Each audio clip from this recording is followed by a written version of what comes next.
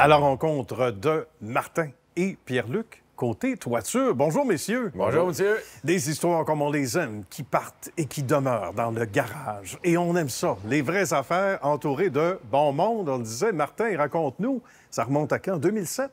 Oui, de 2007. 2007, j'ai parti l'entreprise. Au début, on était 3. OK. Puis, il a fallu travailler fort. Ça a vite bien été. Puis vite, on s'est rendu compte qu'il fallait s'incorporer pour suivre la bonne recette vers le succès. Ben oui, puis la bonne façon aussi. Tout à fait. Bonne façon de faire les choses. En 2009, on s'est incorporé, puis on faisait aussi du déneigement en même temps que la toiture. J'ai parti les deux en même temps. En même temps? Oui.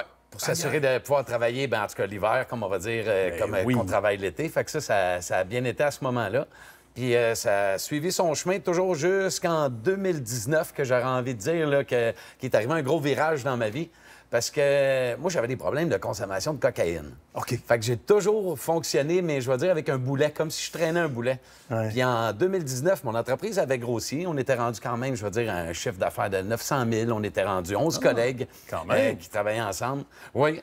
Mais visiblement, j'avais des dettes que j'accumulais parce que j'étais, je vais dire, j'étais mal implanté dans... J'avais pas les bonnes valeurs. Fait qu'en 2019, j'ai fait le choix d'aller en thérapie. Puis c'est là que l'histoire du succès est arrivée, enfin. Là. Bravo. Il fallait, hein, rendu là. Oui, bien, c'est une obligation. J'avais l'impression que j'étais après me suicider à petit feu. Puis ce que ça m'a permis surtout, c'était de me recentrer comme il faut sur mes vraies belles valeurs, mes bonnes valeurs. Puis j'ai découvert la lecture. Okay. La lecture m'a énormément changé aussi. J'ai commencé par lire le livre de Marc Bouchard de Couche-Tard. Puis lui, le secret qu'il disait là-dedans, c'était de savoir bien s'entourer. Ouais. Après ça, j'ai entendu, à tout le monde en parle, le fondateur de Chocolat Favori, qui disait lui aussi que le secret, c'était de bien s'entourer.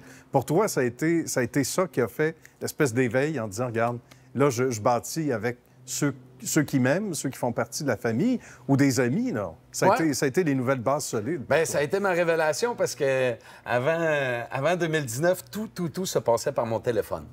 OK. Tout. C'était moi qui décidais tout. J'avais de la misère à déléguer. Puis quand je suis parti en 2019, j'ai donné à Pierre-Luc, mon beau-frère, qui travaillait déjà avec moi depuis quelques années, qui avait une expertise, mais j'ai donné le téléphone avec ma pile de soumission. Puis j'ai dit, débrouille-toi, mon grand. Peux-tu m'en aller? Faut que j'aille me sauver. Raconte-nous, Pierre-Luc. Ça, c'est une belle passation de pouvoir. Oui. Mais ça prend des épaules larges comme ça. Ça vient avec un stress parce qu'il y avait de la clientèle à servir aussi. Définitivement. Puis il y avait un rôle aussi que je devais comprendre dans tout ça. Toujours été installateur. Quand on m'a donné les rênes de cette façon-là, il a fallu que j'apprenne moi aussi à déléguer à la juste responsabilité qu'on m'avait donnée. Ouais.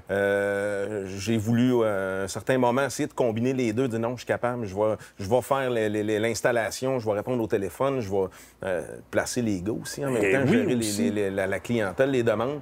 J'ai fait ça peut-être 2 semaines, ça a été... Ça en faisait beaucoup. Donc, qu'est-ce que tu as fait à partir de là? Donc, tu as délégué, toi aussi, à ton tour, un peu comme Martin l'a fait avec toi, mais là, avec tes hommes, vos hommes sur le terrain. Exactement. J'ai arrêté de faire du chantier complètement. OK. Je voyais que c'était physiquement impossible de combiner les deux. Nombre d'heures, puis vie de famille aussi en même temps. C'est sûr, il y a des familles à travers ça. Ouais. Exactement. On a été capable de se mettre un plan de match clair, précis, qui a bien fonctionné. Puis ça a fait qu'on a pris encore un petit peu plus d'ampleur. Demande qui est arrivée beaucoup plus rapidement. Un plus gros flot de demandes aussi en même temps. Fait que tout se plaçait comme il faut.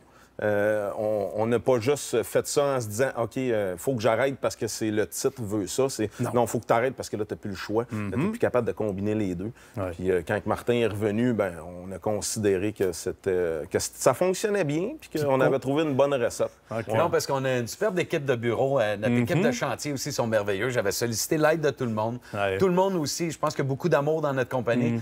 Puis tout le monde savait que c'était nécessaire pour moi. Fait que quand je suis décollé, on avait l'accord de tout le monde. Mais quand je suis revenu aussi, ça m'a passé, j'aime ça un peu comparer à Henry Ford aussi maintenant. OK. Parce que j'étais quand même bon dans tout, mais pas le meilleur dans rien.